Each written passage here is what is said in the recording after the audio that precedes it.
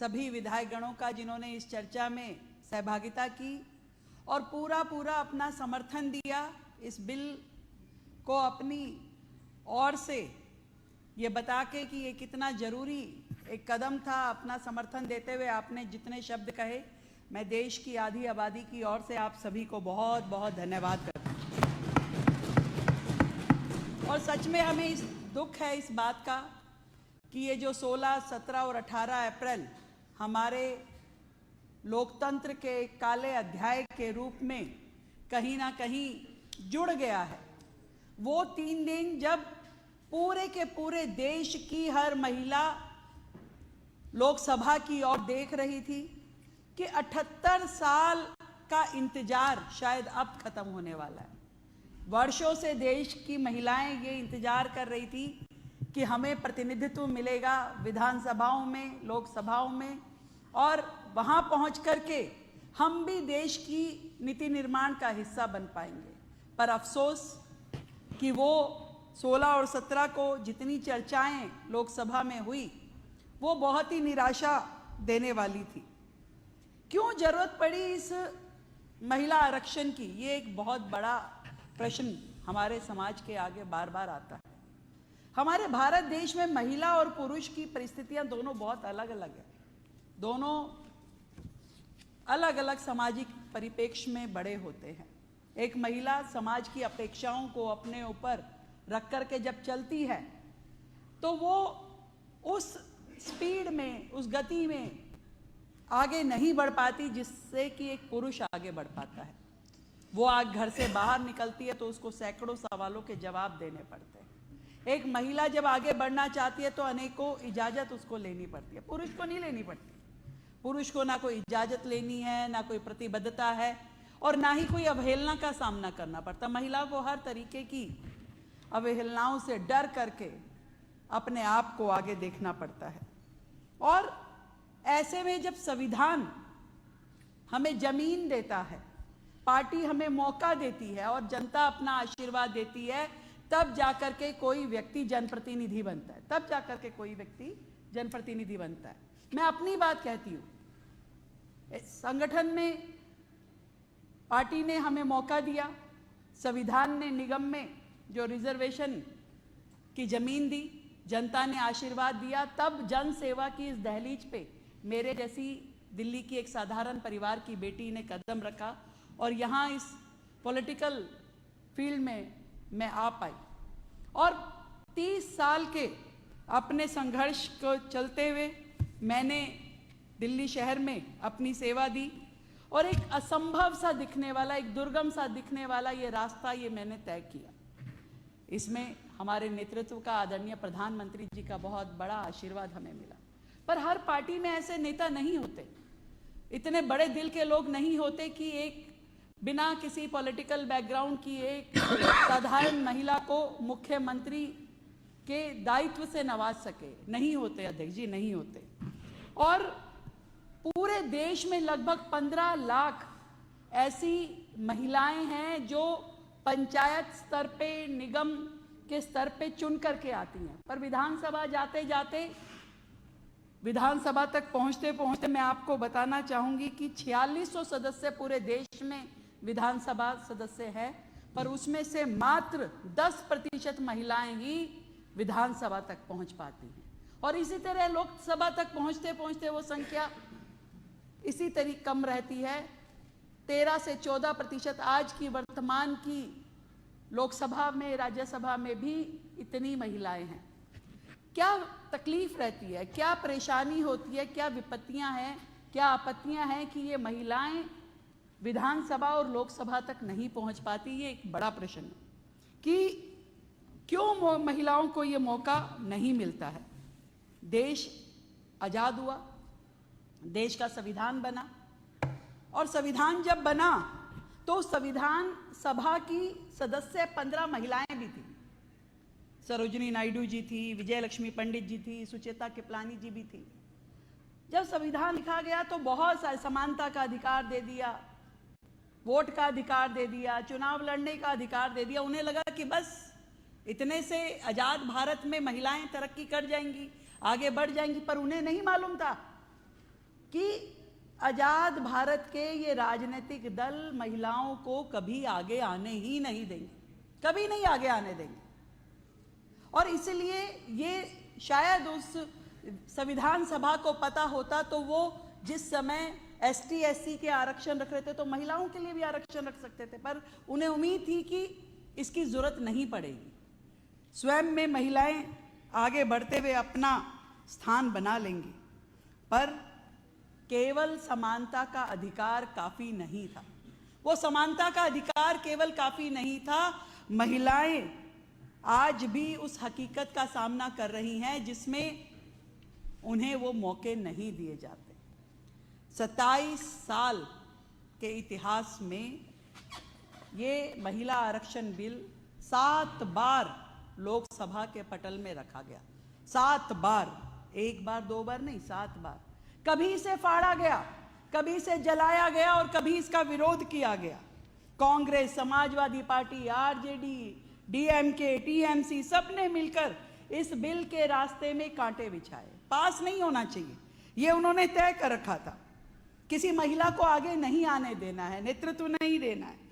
महिलाएं यदि नेतृत्व करेंगी, साधारण परिवार की महिलाएं, तो इनकी परिवारवादी राजनीति का क्या होगा, ये उनकी चिंता थी कि फिर हमारे परिवार की महिलाओं का क्या होगा, और शायद ये भी कि हमारा क्या होगा अगर ये 33% आकर के हमारे सामने खड़ी होंगी तो हमारी सत्ता और हमारा सिंहासन हिल जाएगा। गांधी परिवार के लिए हमेशा उन्हीं की परिवार की महिलाएं, सबने बताया, इंदिरा गांधी, सोनिया गांधी, प्रियंका गांधी, इसके अलावा कौन? कोई नहीं। ये समाजवादी पार्टी, डिंपल यादव, सबने बताया, सबको पता है, लालू यादव, राबड़ी जी, मीसा जी, इसके अलावा कौन? कोई नहीं है। एक किसी भी पार्टी की कोई भी महिला कार्यकर्ता, उसको समझ में आता है कि भाई हमारे लिए कोई स्थान हमारे नेतृत्व ने किया नहीं सिवाय भाजपा के। और इन महिलाओं के को ना इतना अधिकार दिया गया कि वो आगे आए, ना चुनाव लड़ने का उनको अधिकार है, ना निर्णयों में भागीदारी का अधिकार है। इस सदन के माध्यम से मैं देश की आधी आबादी उन महिलाओं से पूछना चाहती हूं कि ये हमारी ही किस्मत में क्यों लिखा गया कि ये पुरुषवादी समाज में, माफ कीजिएगा अधिकतर भाई लोग बैठे हैं यहाँ, भ्रूण हत्या हमारी किस्मत में, सती प्रथा, बाल विवाह, पर्दा प्रथा, एक एक कुरीति महिलाओं के ही पाले में डाल दी गई। और संघर्ष करते करते इतने साल निकल गए।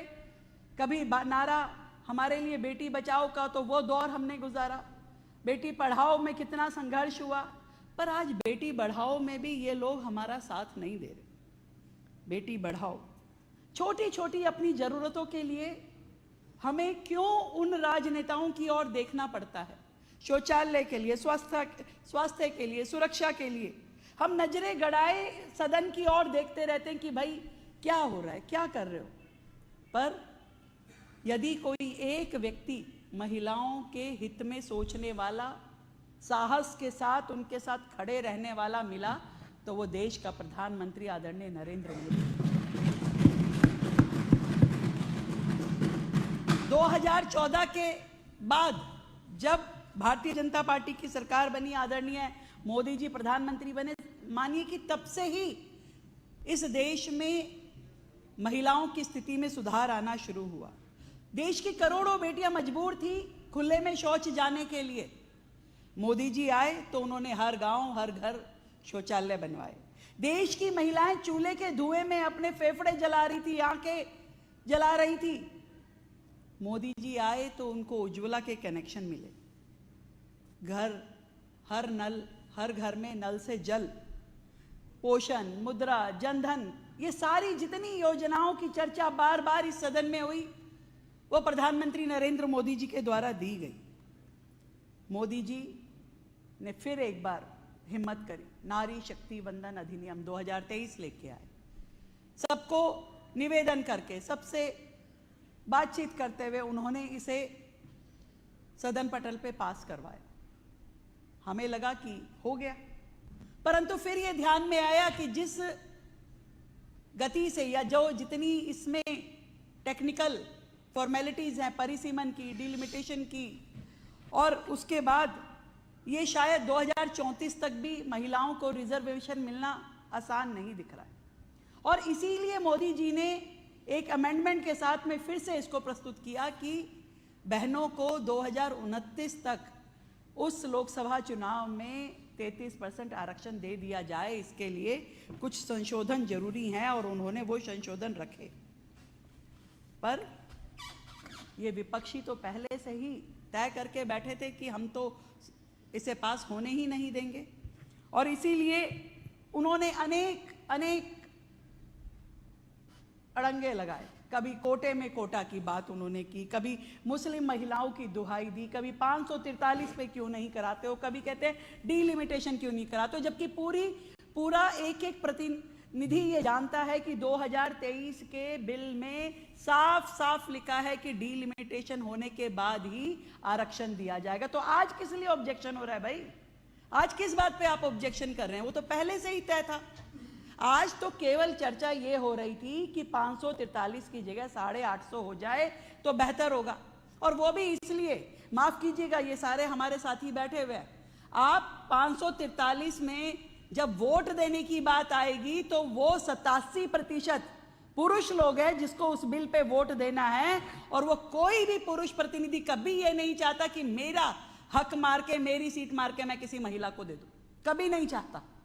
और इसीलिए विन विन सिचुएशन के नाते ये फार्मूला लाया गया कि यदि सीटें बढ़ जाए तो महिलाओं को 33% भी मिल जाएगा और किसी पुरुष प्रतिनिधि की भी सीट खाली नहीं होगी। इसमें क्षेत्रीय दलों को भी लाभ मिलेगा, इसमें साउथ के राज्यों की सीटें भी ऐसी की ऐसी रहेगी, महिलाओं को भी प्रतिनिधित्व मिलेगा, किसके लिए भी कमी नहीं थी।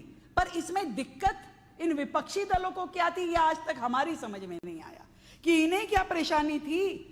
इनको सब कुछ दिखाई दिया, सबका हित दिखाई दिया, सिवाय उस महिला के हित के जो एक्चुअल में इनकी वोटर है, जो इनके लिए रोज दिन रात काम करती है, इनको जिताती है, सिंहासन पे बिठाती है, राजा बनाती है, उसका ध्यान नहीं था।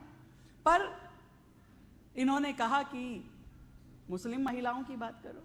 अरे भाई, मैं पूछना चाहती हूं, आप इतने हितैषी थे मुस्लिम महिलाओं के, तो वो शाहबानो का केस याद कीजिए, जब उसको तलाक कह करके उसके पति ने तलाक दे दिया और वो अपने भरण पोषण के लिए कोर्ट गई, कोर्ट ने उसके हित में निर्णय दिया, तो क्यों राजीव गांधी की सरकार ने उस कानून के खिलाफ कानून बना करके मुस्लिम महिलाओं के साथ अन्याय किया और उनके भरण पोषण का अधिकार खत्म कर दिया?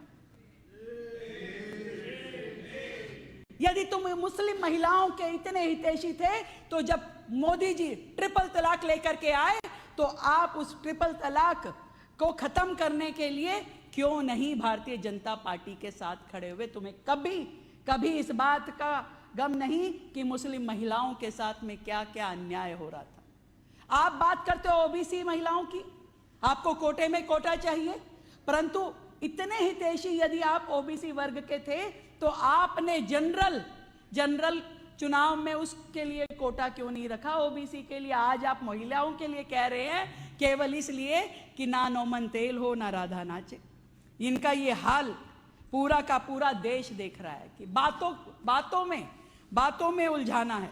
कभी बात 543 की, कभी 850 की, क्षेत्रीय दलों की, साउथ के राज्यों की, और इन सब के चलते हुए जब ये बिल गिर गया तो इन्होंने जो जश्न मनाया, पटाखे जलाए, कमाल की बात थी।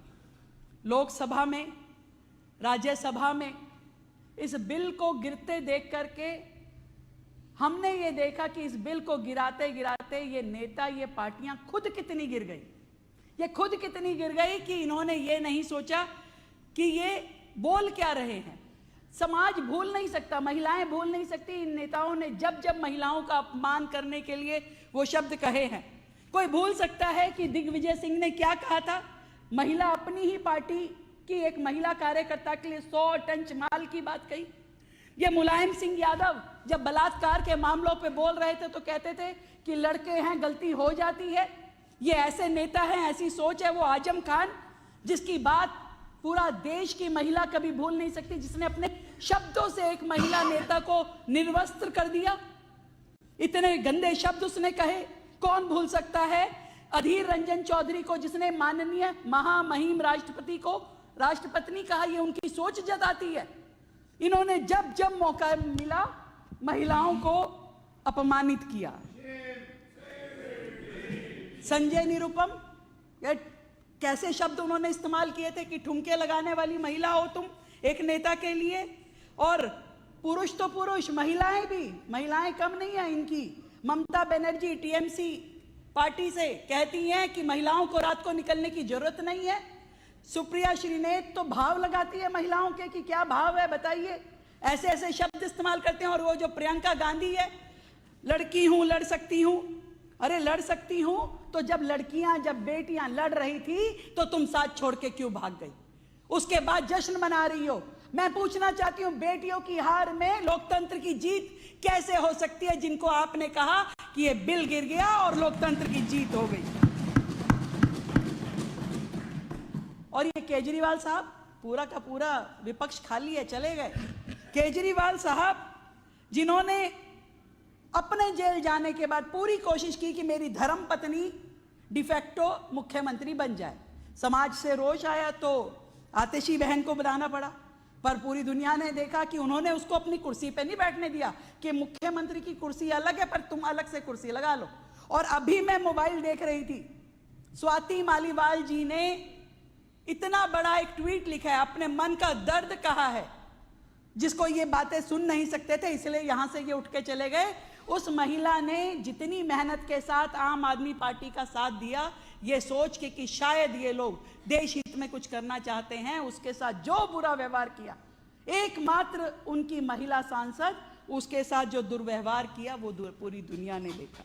और आज भी जिस तरीके की नौटंकी इनकी चल रही है, कैसे आदमी है ये, जाकर के कह रहे मैं सत्याग्रह करूंगा। सत्याग्रह जैसे एक ऐसे शब्द का जिसके कारण से हमें भारत को आजादी मिली, उस शब्द का कैसा दुरुपयोग कर रहे हैं।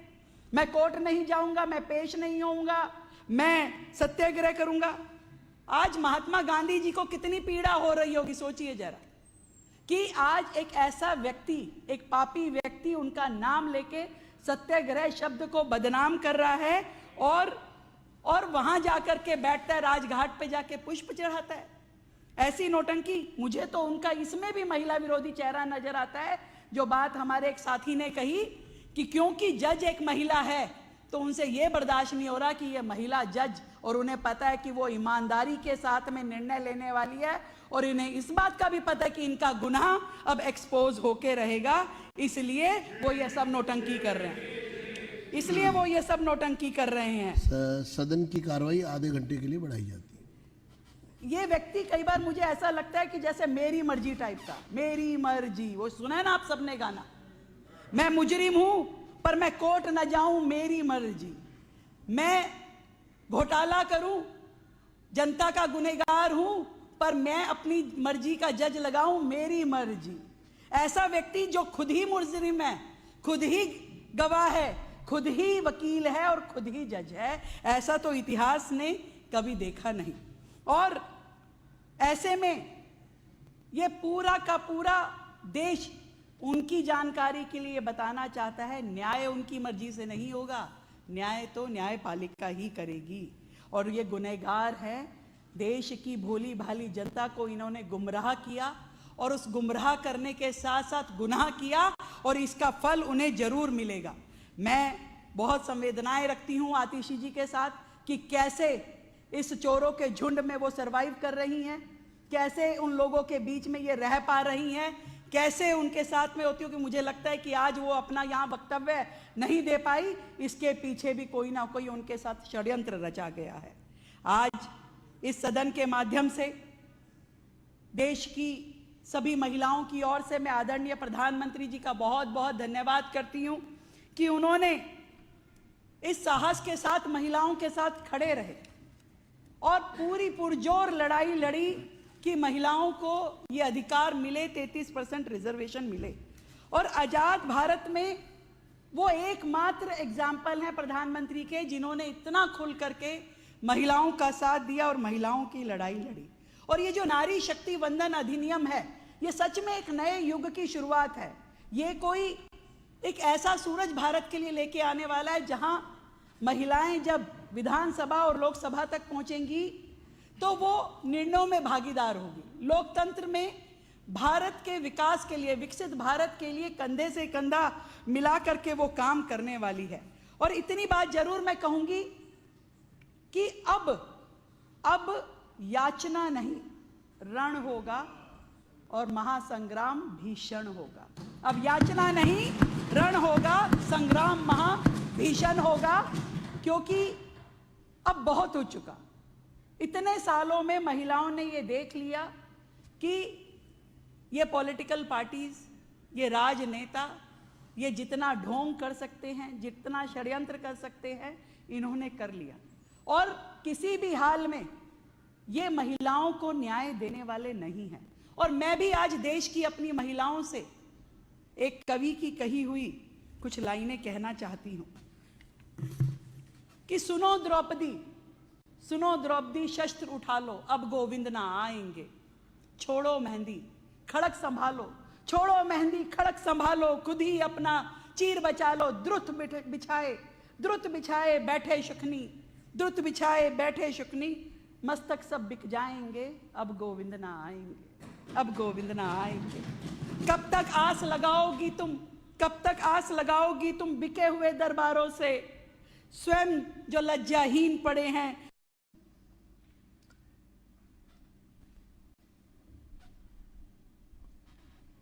सदन